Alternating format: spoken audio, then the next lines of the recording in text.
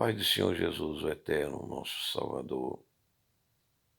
A terceira parte da análise do livro de Bárbara Frale, paleógrafa de documentos secretos do Arquivo do Vaticano. Eu estou falando sobre a análise deste livro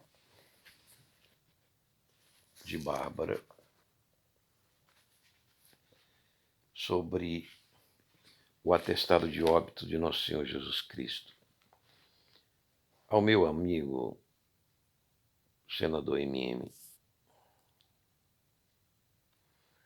Então, como eu estou falando, senador, é uma informação que deve ser divulgada para os cristãos urgentemente e agora, nesse período em que o Brasil e o mundo está passando por uma onda anticristã e anticonservadora.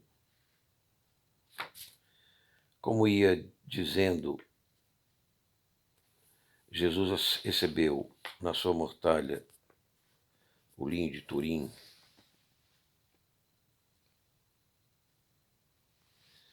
um atestado de óbito escrito e colado em peças de papiro por um funcionário do Estado Imperial Romano da época de Tibério, ano 16 ou 17 do seu governo, feito por um funcionário de idade com doença de Parkinson, que nós chamamos hoje, que apressadamente fez o seu serviço corretamente, escrevendo o que era necessário no processo romano, a acusação de Jesus, a data, mês de Adar, abril da Páscoa, o nome do acusado, Ieso,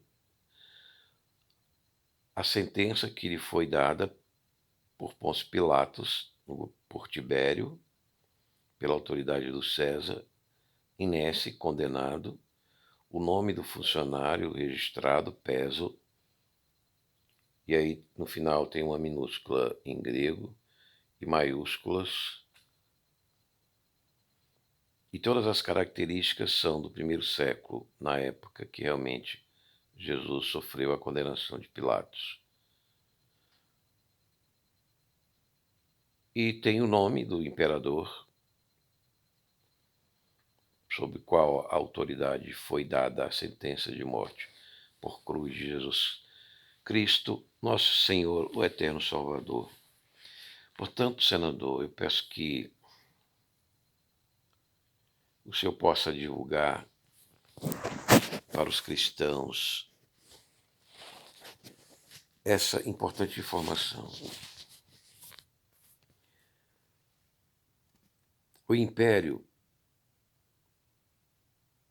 ele não acreditava na divindade de Nosso Senhor Jesus Cristo, porém, o Império Romano acreditava na sua inocência, pois não havia nenhum plano de sedição contra a autoridade imperial.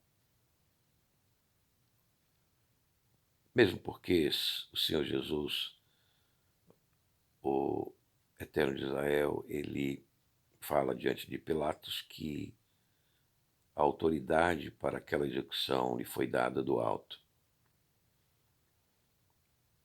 Obviamente porque Jesus estabeleceu com o seu sangue para nós a possibilidade da vida eterna, com perdão dos nossos pecados. Assim como ele afirmou a São Dimas, o ladrão arrependido na cruz, que naquele dia o seu sangue iria cobrir os pecados de São Dimas, e São Dimas iria estar com ele, Jesus, no paraíso, em espírito. Portanto, nessa noite, nessa madrugada, senador, e pela essa possibilidade de ler italiano, que eu não tenho grandes cursos de italiano feitos até hoje, eu entendi que o Senhor Jesus me tirou o sono para levar essa informação a todos os cristãos, principalmente nessa época e nesse momento, não só no Brasil, nos países de língua portuguesa, como em outros países de outras línguas ibéricas, anglicanas, nessa época em que nós temos o Império Anglo-Britânico e parece que se levanta o Império Romano, com a União Europeia e agora com a guerra da Ucrânia. Está se estabelecendo o conflito que já tinha havido no Império Romano, que dividiu entre Império do Ocidente e Império do Oriente. E eu, como disse, não ia trazer só respostas, mas também perguntas. Estaríamos então agora no final da profecia, em que o Império volta a ser romano e o Senhor Jesus virá para levantar o tabernáculo de Davi caído, como diz o apóstolo Tomé. Sem dúvida, isso ocorrerá. Será na nossa geração ou na próxima? Resistiremos? Passaremos também por crucificações? Pelo menos culturalmente já estamos passando. Não é mesmo, senador? O senhor que trabalhou tanto contra o pecado da pedofilia, do tráfico de droga.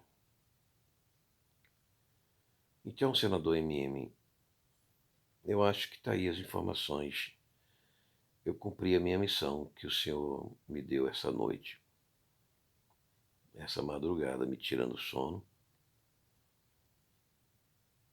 para trazer essas informações nesse momento tão delicado e tão importante para os cristãos do mundo inteiro, não somente do Brasil.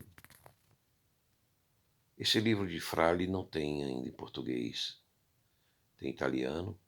Eu citei nas primeiras partes a editora e o nome do livro. E mostrei algumas imagens sobre os grafites da certidão de óbito de Nosso Senhor Jesus Cristo, Eterno de Israel.